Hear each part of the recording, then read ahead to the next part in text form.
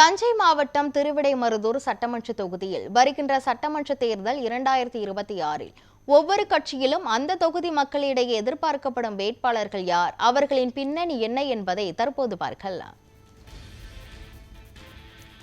திமுகவில் முனைவர் கோவிச்செழியன் தமிழக உயர்கல்வித்துறை அமைச்சராக இருந்து வருகிறார்.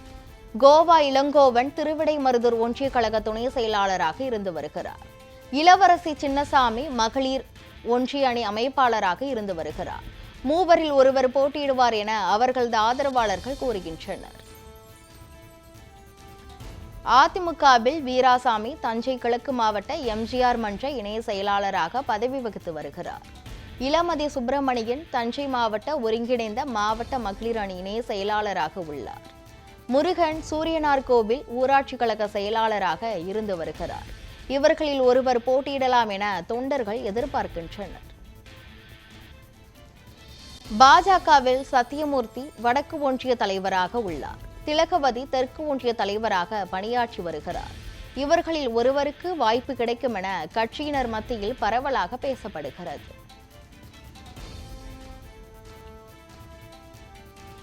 தாவேகாவில் காசி கதிர்காமன் மாவட்ட கழக துணை செயலாளராக உள்ளார். ஜே ராஜு ஒன்றிய கழக செயலாளராக பணியாற்றி வருகிறார். பிரபாகரன் மாவட்ட கழக இணைய செயலாளர் பொறுப்பில் உள்ளார்.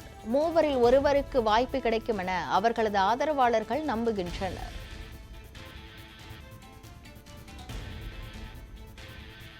காங்கிரஸ் கட்சியை பொறுத்தவரை ஆர் தமிழ்ச்செல்வன் மாநில ஆதிதிராவிடர் பிரிவு துணைத் தலைவராக பதவி வகித்து வருகிறார். மாரியப்பன் ராகுல் காந்தி பேரவை ஒன்றிய நிர்வாகியாக பணியாற்றி வருகிறார். இருவரில் ஒருவருக்கு வாய்ப்பு கிடைக்கும் என கட்சியினர் கூறுகின்றனர். நாம் தமிழர் கட்சியில் மாநில ஒருங்கிணைப்பாளராக உள்ள திவ்ய பாரதி போட்டியிடுவார் என கூறப்படுகிறது. நீலப்புலிகள் இயக்க தலைவர் டி.எம். புரட்சிமணி இந்த தொகுதியில் போட்டியிடுவார் என அவரது ஆதரவாளர்கள் கூறுகின்றனர்.